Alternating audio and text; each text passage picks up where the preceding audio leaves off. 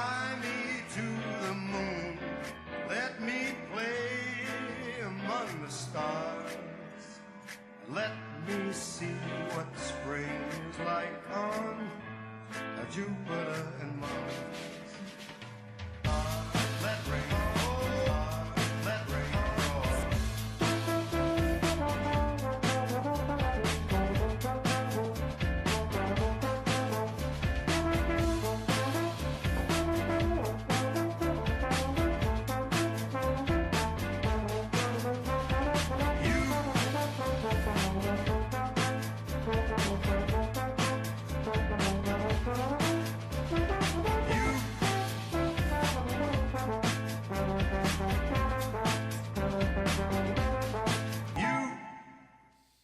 Hello, everyone, and welcome to Today at the Races. I'm Kimber Goodwin, joined in the paddock by Keith Fustel. Keith, we had a pretty, albeit cold day yesterday with a little snow here at Laurel Park. It was a little bit brisk, no doubt about it. Finally, the temperature's warming. We got a little breeze here around the studio, keeping us nice and cool, but It is always breezy here in the paddock at Laurel Park. We do have a fast track, and for those of you watching such things, we did just see them in the process of scraping the rail here at Laurel Park. We've had really with the rail here at Laurel for the whole meet, it has been avoided by most riders.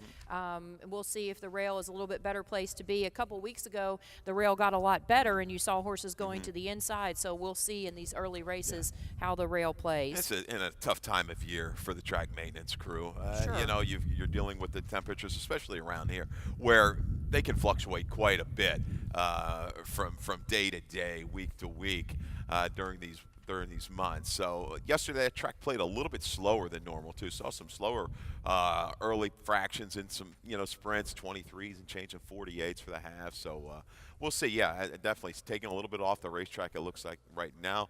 30s, sunny, breezy. Track is fast though.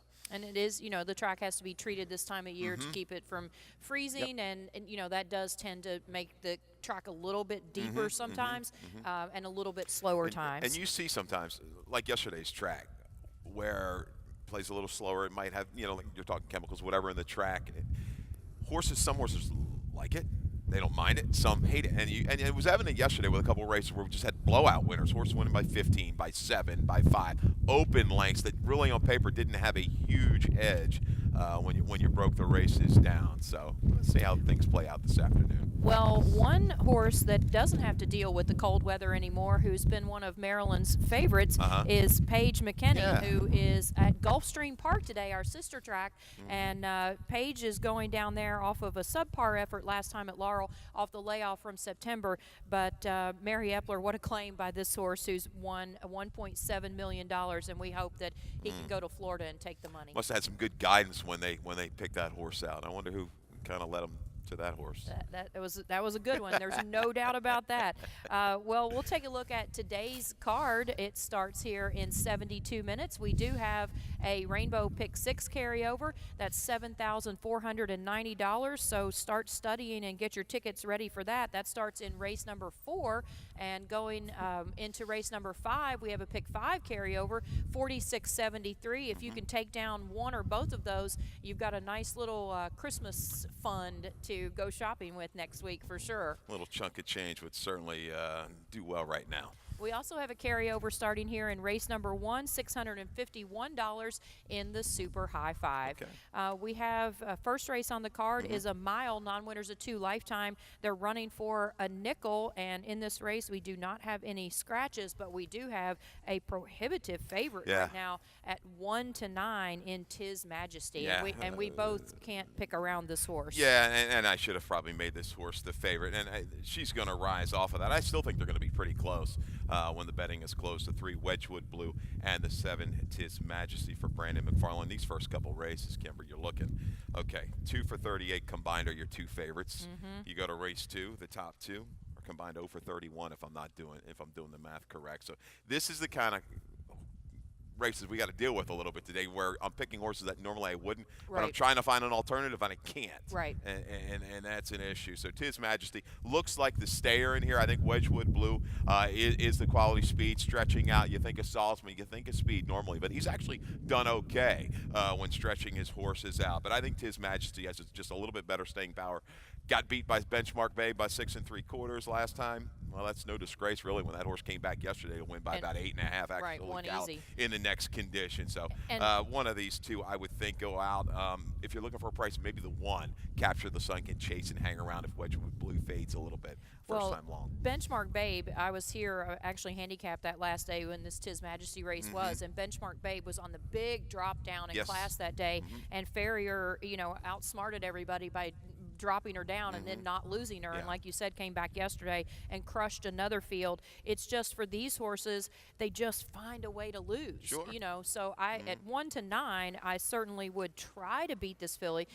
She does look hard to pick around, but the one Capture the Sun that you just talked about ran in that same race last time, and Tis Majesty beat the horse. But sometimes we see these horses, they run together a lot, and one beats the other, and you can't really say for sure. And as you said, Wedgwood Blue looks to be on the pace, and Mama Doolittle, who's 20 to 1 in the morning line, is on the drop in a non-winners of 2 lifetime from the $10,000 level and going down to a nickel. That was at Penn National. Ran at 10,000 the last time she was here at Laurel, but she did have a lot of trouble in that race. And there's a big difference between the non-winners of 2 for 10 and the non-winners of 2 for 5 here. So at at a big price, she's 40 to 1 right now. I'm going to use her in my it will tries be a and big supers. price. Yeah, Alfonso Griffith looking for that first win of the year. If you're looking for maybe a stranger, I know I don't have her in my top 4. The breeding to me suggests a little bit more turf and poly, but Philanthropist, believe it or not, it was 17% with the dirt runners. Not a bad stat, but Michael Blake did come in with kind of a stranger the other day that got the job done at 6 to 1. So maybe this is the new face that could upset the apple cart in race 1. Let's go to the second. It's good enough. Second race is a mile for maidens. They're running for $40,000 if you're looking for something to buy. They're 3-year-olds and up, and we do have the 50-cent pick 4. You have a ticket in here. Got an early ticket. This is, I guess, say $36. I mean, Royal Hussar is going to be awfully short. I'm going to pick the horse on top, but I'm also going to kind of just spread a little bit more, take everybody but the 6. 2, 3, 4, 5 to get you going in race number 2. 4 deep in race 3. 2, 5, 8, and 9. I think that's kind of a wide open race in the 4th.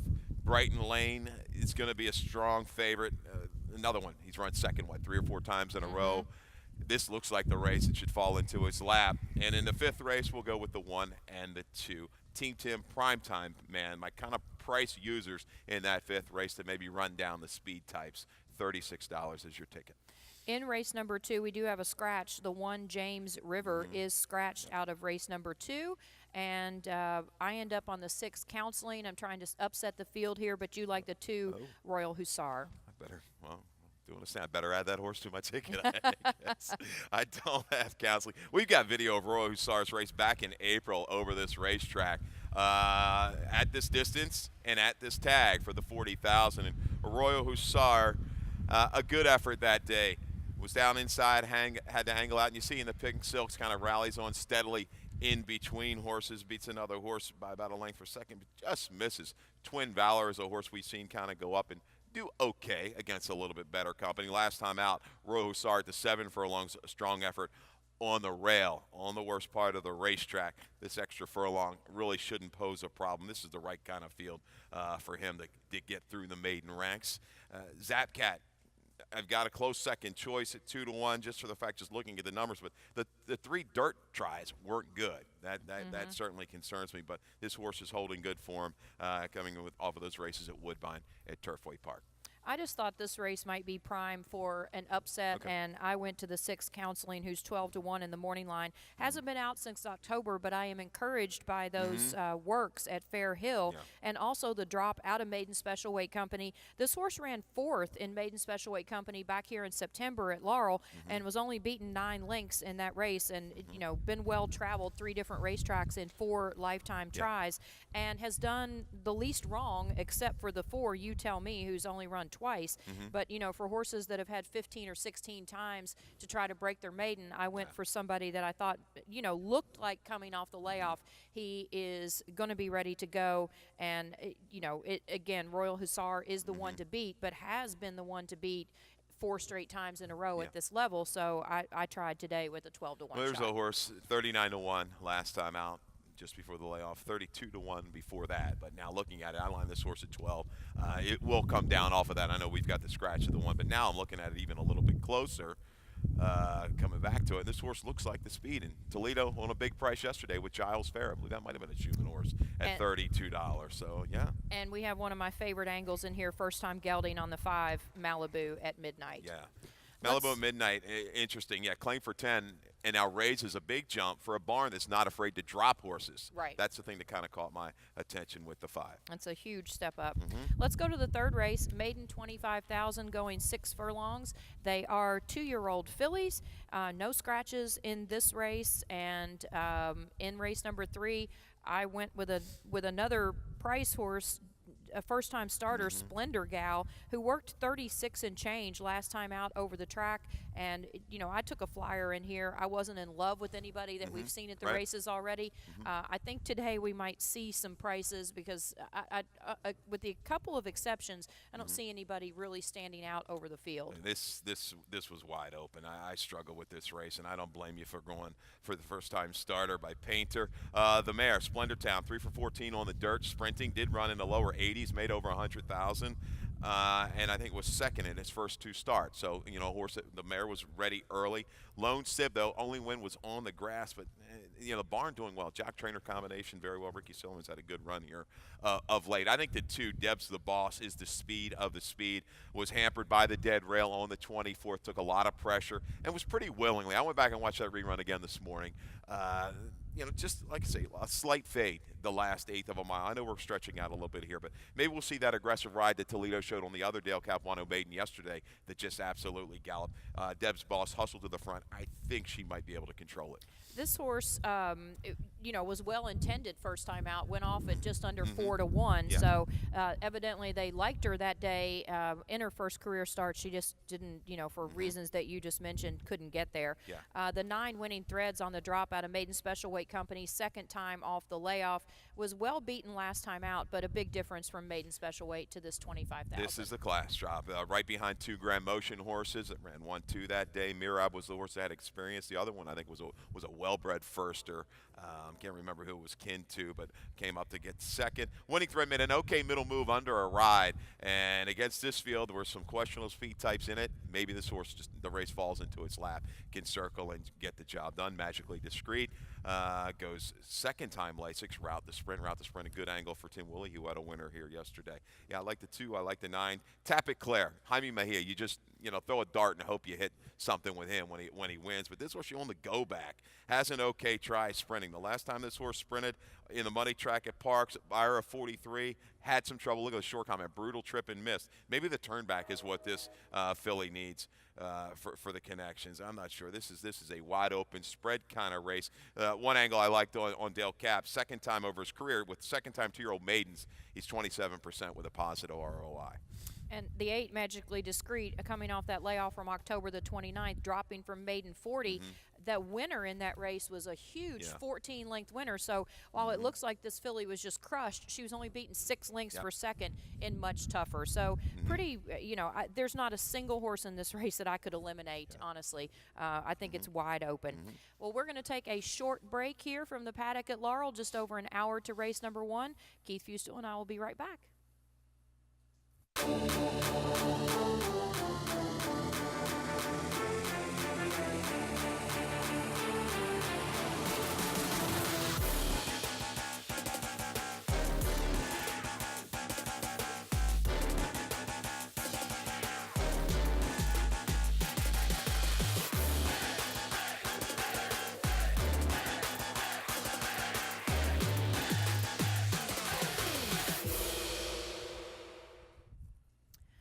Welcome back to Today at the Races, brought to you by Fidelity First. I'm Kimber Goodwin, joined here by Keith Fustel in the paddock at Laurel with just about an hour to race number 1. We are up to the 4th race on the card, and get your pencils sharpened. Try to get some of that pick 6 money. It starts here in race number 4. We have a carryover of almost $7,500. And in race number 4, we have a competitive mile race, an optional claimer, 25,000. And in this race, you like the 2, Brighton Lane. I do. It's another one of these races where, look at this horse, seconditis, 1 for 22, but just clearly looks like the best horse and looks like it's found the field that it can kind of overcome and get the win. Scratch the 1A part of the entry, Tam Tam Attack, and scratch the 3, Gata Dolce, who I thought was going to take some play for Claudio. Scratch them in race 4. Let's go watch the video of Brighton Lane's last race on November the 3rd. This horse had a kind of a tough trip, rated off the pace. You see they're running 4th behind a 3-way pace scramble, number 7 that day with Serpa.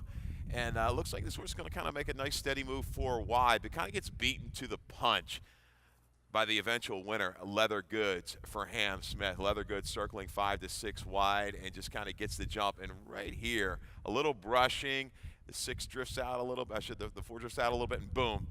There's a sharp check by Brighton Lane. But this horse showed a lot of heart and a lot of resilience. Recovers, stays on the left lead till late. But I like the way this horse comes back willingly to get up for the place. It was 2 lengths clear of the 3rd place finisher, Mr. Smarty Pants. This horse is going to be able to stalk.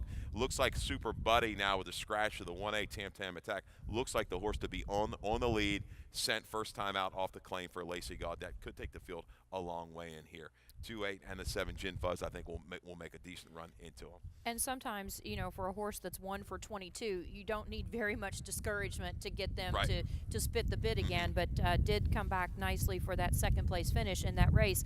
But, for a horse that's had seconditis, again, I'm trying to beat that horse with the 7 Gin Fuzz. Gin Fuzz, I was on the air handicapping that day, and I thought, what a tough spot to bring a horse off of a layoff of almost a year and run him a mile and an 1/8 first time back. So to say that put bottom under him would be an understatement. And Ham Smith certainly knows what he's doing. Jump, Jive, and Whale is a pretty tough horse. So this horse going from a mile and an 1/8 back to a mile, I think is probably dead fit off of that last race, and finished a respectable 4th, beating only 5 lengths. And I thought, if the 2 wants to finish, if Brighton Lane wants to be the runner-up again, it's Gin Fuzz that might be able to get there. Yeah, Gin Fuzz could. They were absolutely crawling on the lead that day, and this horse was closer than normal. I don't think he's going to be this close to this pace this afternoon. I don't think he's as quick as that, but I think he'll be able to settle back and make one run with Sheldon. And the one thing, this horse was a little squirrely. When Sheldon went to the left stick, the horse ducked out. The horse didn't like that at all, kind of recovered and was protected a little bit late, a slight fade. He wasn't going to kind of improve off of that. But a fairly encouraging effort for his 2nd race back on the dirt in a long time. I think Gin Fuzz is a must-use underneath. Yeah. All right, let's move along to race number 5. We end up settling on the same 4 horses in race number 4. Race number 5, it's a 6 furlong, $20,000 claiming race. This is the start of the 50-cent pick 5. We do have a carryover in the late pick 5 today, and that's $4,672. So we do have, almost $13,000 between the pick 5 and pick 6 in carryovers going into today. So I expect that'll attract quite a bit more money in here. So if you can manage to take either one of these down, I think you've got a good base to start with. Yeah, the bettors can thank Giles Fair from yesterday for kind of getting this carryover. Other than that, yesterday in that string, there wasn't any real huge prices, so I was a little shocked that nobody caught that pick 5. So, 5th race. 3-year-olds and up, 20,000, and who do you like? I'm going for the closers, the 1 or the 2, Team Tim or Primetime Man. Great Provider's awfully quick out of the gate, but I think he's going to have some company. I don't think Worley or Willie Be Mine want to let the Great Provider just get away with a soft early pace. He's pretty quick. He's beaten these horses before. They hold the level. I think he's going to get some pressure by the time they hit the top of the stretch. Now, taking a little shot. Team Tim, I know he's proven sprinting. He used to come from the back of the pack and make good, legitimate runs. I liked his run last time, first time off the claim for Damon DeLavico. Comes back off of that, shortens up with a good work leading into this race. I think he fires today, as does the 2, Primetime Man, trainer John Hartzell, in an absolute roll. Shorter stable. I mean, doesn't have a lot of horses in the stable. She rolls running well. Jarvis is held for him. Primetime Man, ran the same day, November the 5th, as Team Tim, and ran a little quicker at that mile distance. I think he's poised to make a run. He never tried 6 furlongs, but I think he's sharp right now. This is the time to try it. I think he's got enough speed. It'll enhance his run. We end up on the same 4 horses in this race, and I could have put any of these 4 on top and probably will box all of them in a super and, maybe hope for the bigger price to end up getting there. It was a tough decision for me in this race, and I did go with the 3 Worley on top.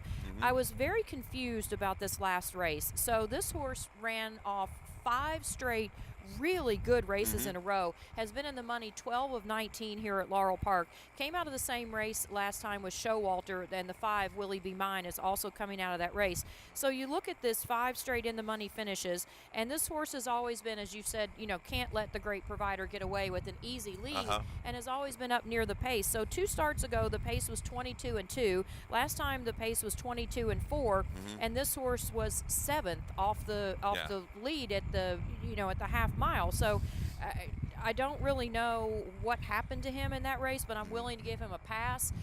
He was further back than he normally is, and the pace was actually slower than what he pressed 2 races ago. And I just think it was an uncharacteristically flat race for him. He was only beaten 6 lengths, and today hopefully he can rebound with a better Sometimes effort. horses, they just do. I mean, for a horse to run 5 or 6 races, I don't care what level you're running at.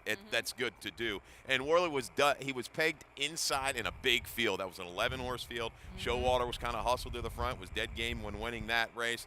I give that a pass. We can forgive that effort. I don't think he's quite got the gate speed of the great provider, but I think he can kind of take a hold angle and make one move into him and then really apply pressure. That's kind of how I see this race shaping up. Willie B. Mine's got some speed too. He was a little rank in his return. I expect a better effort for him. I think he forces the issue a long way. I think this race, though, I think it sets up nicely, and you're going to get okay value with the 1 and the 2. All right, let's move along to race number 6. We have a 5.5 furlong sprint for 2-year-olds, and this is an A other than optional claimer, $50,000, and a pretty nice race, but it is, I think it's impossible to pick around the Linda Rice horse, who's probably going to be, 2 to 5 maybe? Going to be short. I've got it even money. I wouldn't take 2 to 5. I mean, maybe you might get to 3 to 5 or 4 to 5, I would think. Last time out, I think maybe with the breeding, didn't get bet as much. You see point of entry, you think turf. But this horse was awfully gritty in the wind, but unfortunately was kind of guided in towards another rival, maybe to intimidate, just a little race riding, went a little too far, and unfortunately it cost him that day, cost him the win. But he comes back, he ran quick, much quicker than the rest of these horses. There is some speed up front. This horse should stalk and probably pounce and get it done. But Linda, as I say, man, she hasn't had a lot of wins here of late, where she was absolutely rolling last year at this place. But this horse was dead game to get in a photo, and even after bumping the other horse, even though it was his fault, still was game enough to hang on in a head bob. And this horse, they liked this horse so much that after he broke his maiden, they ran him in a stakes race first time after the maiden breaking score. So I found it hard to pick around him. The 8 Chinoquin, who is the Chinkapin, sorry, who ran in a stakes race last time and finished 3rd behind a horse that's come back and won since then. So the race in the mud, I'm going to give him a pass for that. May just not have liked the off track that day, but that was a really nice race last time out in Stakes Company. It was an improved effort. He ran better than what I thought. This horse, like I say, flashed some talent in debut. He's been kind of hard to figure. Maybe the 5.5 is the right distance for him. But Whirling Curling came back to run. I think it was an 82 or 83 in the Maryland Juvenile when winning. Chinkapin doesn't necessarily, I don't think, need the lead either. So he may try to send from the outside, but I think he's tactical enough in this group. Hale's Statement, the 7, might be a horse that slips through the crack at an okay price to use in your gimmicks. I like the improvements since this horse has been put on Lasix. And that winner last time, Under the Radar, was a Sacco runner. He ran a 63 in his debut and a maiden special weight win at Delaware. Then really kind of battled a long way in the Remsen. well-regarded horse under the radar. I think improvement for Hale Statement, the way he's improved, is going to put him right into the mix. Well, you can see we both end up on the Rice horse as the choice, but Yeah. after that we're all over Yeah. the board, and I Yeah. think that's fairly accurate. So, you know, I think the 5 is going to be the big favorite, but everybody else is going to be pretty close in the betting, and I think they are very difficult to separate for the rest of your exacta try and super. Agreed. What do you do with the 3, 7 Gems? I know you used the horse. It was a blowout win 2 races back. I know that it was a next out winner in there. And then last time had a major excuse. Took a lot of play, too, into a horse by the name of Old Fashioned Club, who you see keys up with Divine Entry. Could he be the speed in here? I don't know. He just had trouble, like, he had trouble in the post parade, it looked like. You know, Okay. he just had, he hit the gate coming out, then Yeah. he got in trouble again, Yeah. and finally he was like, I've had enough. it. You know, I hit the gate, then he was rushed up to just a length off the Right. lead, and you know, his first race was not great, but after that he ran 2 nice races, so we'll give him a pass for that one. Okay. But again, after, you know, it's just a wide open race after Divine Entry. Let's take a look at the 7th race. This is a non-winners of 3 lifetime for 4-year-olds, or wide open for 3-year-olds. We have a $5,000 price tag on these horses, and they are going 6 furlongs. Scratch the plain 1. Right. That's Margarita Sunrise. So the plain 1 is scratched in here. Margarita Sunrise, and the 1A Slick Man will run as not part of a coupled entry now. Yeah. So you like the 8. That is Seabray. I do like Seabray. I do think money's going to kind of pouring in on Pachi Cruz on a little bit of a drop for Claudio Gonzalez.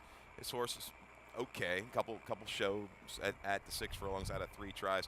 Pachi Cruz will look to sit for maybe mid-pack and make a run. I'm going to try a little bit better price with the 8 Seabray. And who's hot? No one's hotter than Carlos Mencia right now. A couple wins the other day. Seabray, just kind of a premature move and a really brisk pace for the 10,000 tag last time out at 73 to 1. You won't get that on this horse today. The return tried a mile off that lengthy layoff from August of 16 to September of 2017. Good behind a key horse, Wrightwood. I think this horse turning back just a little bit in distance. Maybe sit a little bit longer before you make that move. This horse can make a legitimate run in towards the lead and maybe hold on for a win through the stretch. 1A Slick Man, I think he's tactical. He got away a little bit awkwardly last time, and he might get the jump on some of the closers in here for Kieran McGee. Almodovar, good gate rider, gets his horses out, gets him into position. A little speed comes out of the race with Margarita Sunrise, the entry mate coming out. But you got Pearsonator, nice try. They have some speed. I think this horse just sits perched maybe 3 wide, moves to the lead, and we'll see. 5.5 to 6. That's the question. That last 16th of a mile. I like Seabray or the 1A to upset the 6. I use Seabray as well, and you know, those starter races for 7,500 are some of the toughest races we have here on the grounds. You've got a bunch of hard-knocking horses that have won a lot of races, and Seabray was in against horses, you know, he's a non-winners of 3 lifetime, and he was in against horses that have won a lot of races. So I think, as you said, he's got much easier company today, but still a wide-open race. I ended up going with another long shot, and that was the 2 ZJ Wins. You also use this horse. Rudy Rodriguez, you know, you got to be afraid of him. He's winning at 30% this meet.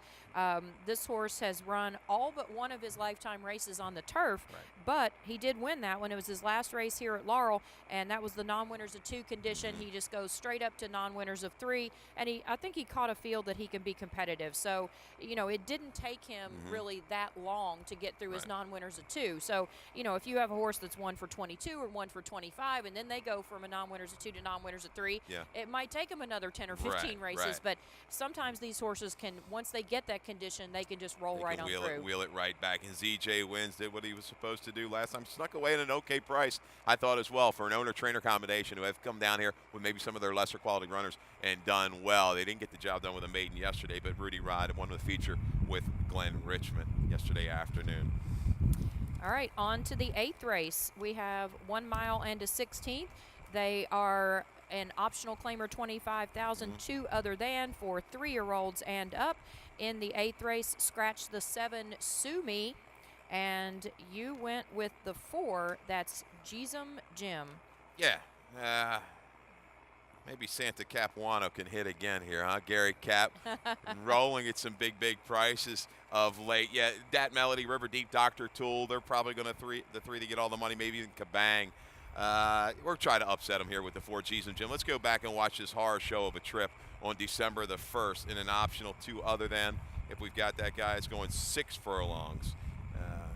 Here we go, guys. We're going to pick him up number 7 that day with a pinkish cap. And poor G's and Jim and Ceballos kind of doing like a water skiing impersonation, unfortunately. Just finding traffic every step of the way. Steadied into the turn, steadied around the turn. As you see the leaders go on, Fury the Norseman, Showalter. Is this the day Showalter? Yeah, Showalter dug in to win. And then just kind of, once again, steady there at the quarter pole, just waiting behind a wall of horses. Then where's he end up? On the dead rail through the stretch. But was evenly from there.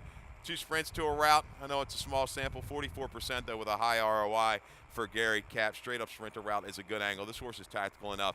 Maybe he kind of sits just off of the speed. Interesting to see what River Deep does. He's in such sharp form now. Transition here into Schoenthal's Bond is really flourishing. Can he transition that form back to the main track? But I think the 2 squarely to beat are the 1 Dat Melody and the 3 Dr. Tool. Right. Well, River Deep, you know, it's hard to argue with a 3-race win streak, but he's never won on the main track. So I thought, you know, if this horse takes a lot of money, he's not won on the dirt. So, you know, he might be susceptible here, but or vulnerable here. But we have 3 horses in this race coming off of a victory, including Dat Melody, this horse who's won 3 in a row, and Kabang, who won his last race by an easy 5 lengths. I thought, you know, the rider strategy in here was interesting because the 5 Kabang, Edgar Prado has ridden this horse twice, including that easy 5-length win last time, and Prado stays with the 1, Dat Melody, who was a 4-length winner last time out. So you would think that he would have had his choice between the 2 mounts, and he goes with the 1 Dat Melody. I end up on the 3 Dr. Tool, who was second last time out, beaten just ahead. That was after shipping in from Penn National. Has been first or second in 4 out of 7 here at Laurel, and he has more wins at the distance than anybody else in this field. He's run this distance of 1 mile and a 16th 13 times, and he's been in the money 9 of those, with 4 times getting the victory. But this is a very, very wide open race. And a barn favorite, Dr. Tool. Had him last time. He just missed. Couldn't quite get by. Wake Up in Malibu. As you said, he's very potent at this distance. He's in really razor-sharp form right now. Nessus knows the source like the back of his hand. He's going to fire a big effort. Dat Melody got away with an off-the-turf race last time, but you see the way he's the form primetime man. I think Damage Control was a dropper, maybe a Rudy Rod dropper from New York. Dat Melody was awfully sharp the last time. You won with something in reserve. I don't think the stretch out now. He draws inside. He's going to get good position early. He's going to be around a long, long way. Just trying for a little bit better price with G's and Jim, and he's going to have to fire his top race to beat these horses, no doubt about it. Yeah, that was a tough trip last time out. And let's also look at the 8 Papa Zulu, who's coming in here off of 2 Bullet Works at Fair Hill. Hasn't been out since the 30th of October, but came off the layoff from February and just got hammered at the window. Went off at just over even money, was only beaten 5 lengths. Now, Dat Melody was in that same race, and of course we just talked about him. He has come back and won since then, but I like the works. I like 12-1 in the morning line, and if this horse in this same company last time out was bet down like that, then and comes back with those 2 nice works coming into this race, I think you've got to at least take a good look at him. What's, you know, off the layoff, took a lot of play, as you said. You look back to kind of some gaudy numbers down at Gulfstream, at Churchill, and in Keeneland. Kind of wants a little bit of a speed setup. Didn't really kind of get it last time. If you take anything off of the race, you figure he can move up off of it. He was inside all the way around the racetrack. So second off of a layoff. We'll see what happens for Papa Zulu. All right, we are to the final race on the card. This is 1 mile for $10,000 maidens. They're 3-year-olds and up. No scratches in the 9th race, and we both end up on the 2 Imitation. Imitation out of a 3-horse field. Whew. Man, I don't know. Just, you know, the experience there, an encouraging try at this distance, I guess.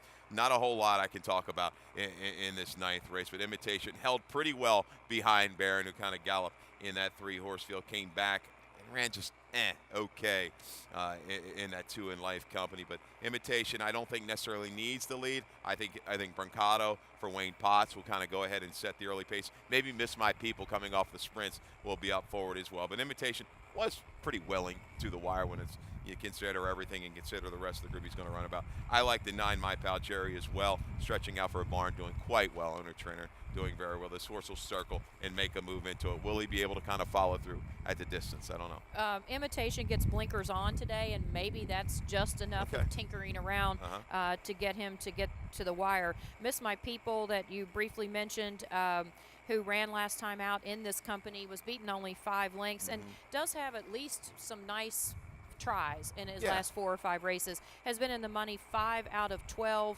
but you know, they're $10,000 maidens, so somebody is a maiden no more after this race. And English Tutor on the drop from 16 might be enough. And if you look, the winner won by 7 in that race. So a big change from 16. That was shortening up off of a mile to a sprint, now going back to the distance where, you know, this horse has been in for 16,000 for quite some time. So this is the cheapest he's run. And 10-1 for King T. Leatherberry, I think, is awfully dangerous. Could it be Christmas time with Cruising with Pachi? Good. 0 negative buyer last time out, but does own a 47 at a mile and a 16th and a 40, so maybe. You never know. 2 horrific races, maybe gets right on the engine and goes. We'll see. Well, we have 40 minutes to the first here at Laurel. The track is fast. It's a little breezy out here. We still have that prohibitive favorite in race number 1, but we've got some nice carryovers. We have a carryover into the Super High 5 in the first. We have a carryover in the Rainbow Pick 6 and also the late Pick 5. So there is money to be made today at Laurel Park. We've got some little carryovers, some targets, you know, something we can kind of go after there. That's right. Then we'll go Christmas shopping after this, Kimber. Indeed. Well, Dave Rodman will be along shortly with your full changes for today. Good luck, everybody. Good luck.